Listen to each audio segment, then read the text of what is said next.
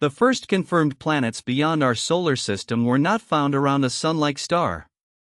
They orbit a stellar corpse that sweeps radiation through space. In 1992, astronomers Alexander Wolzin and Dale Frail announced evidence for two planetary mass bodies orbiting PSR B1257+12. The discovery did not begin with a photograph of a pale dot beside a star.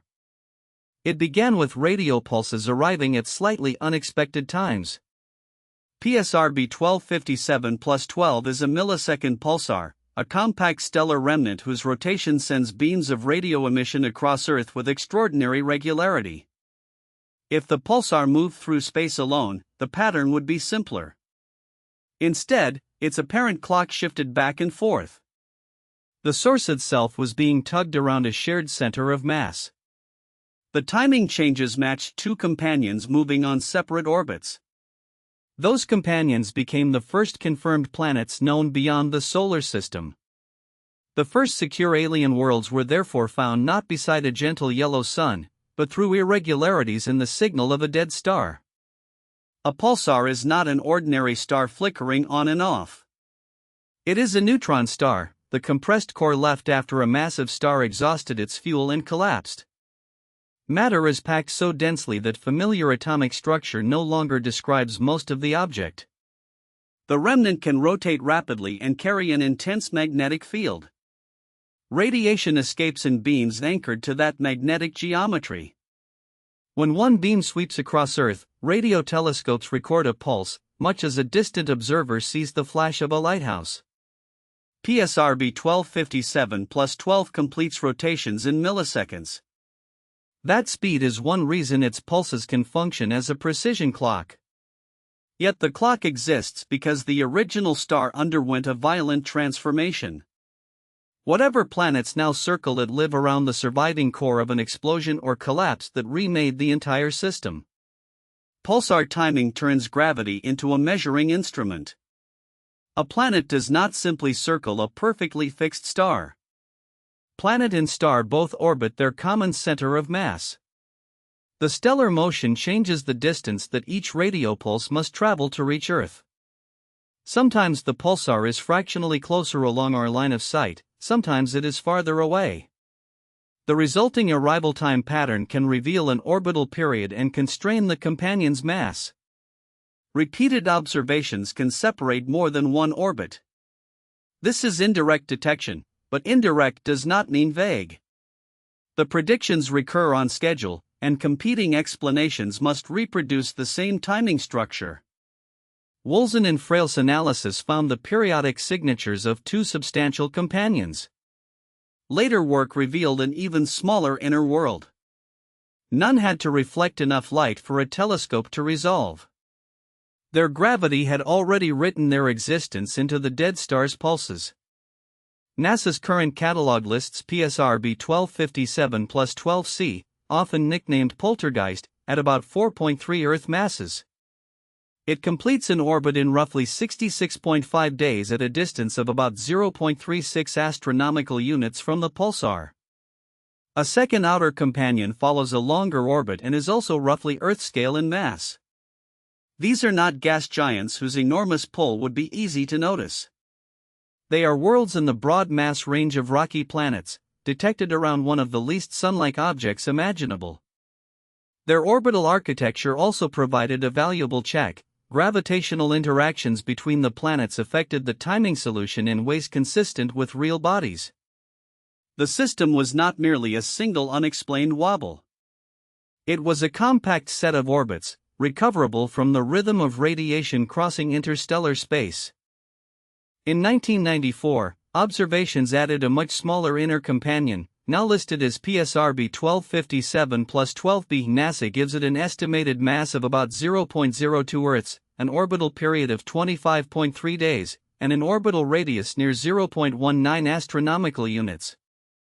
Its existence showed how sensitive pulsar timing could become.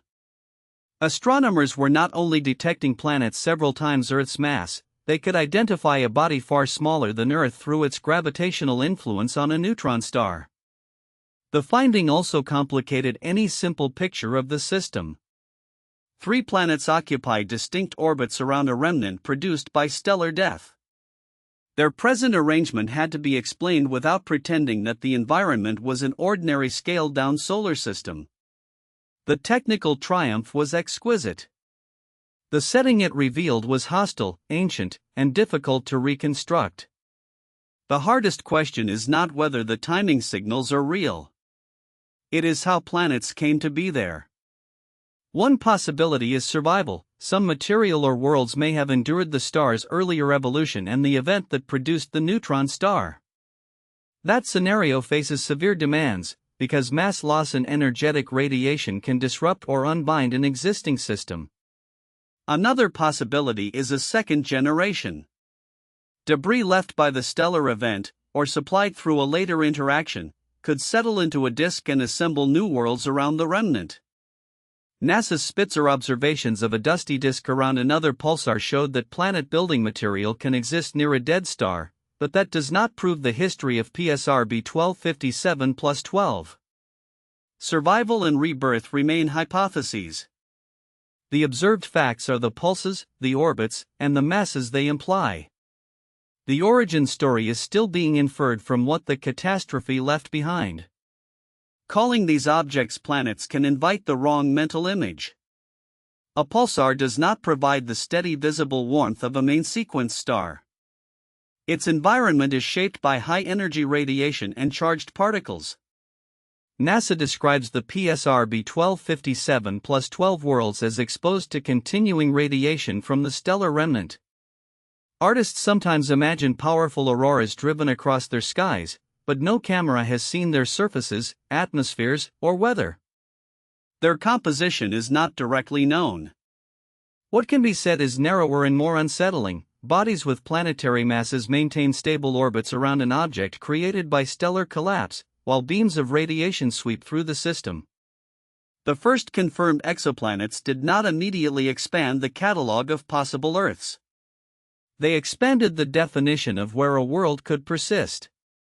The historical order matters.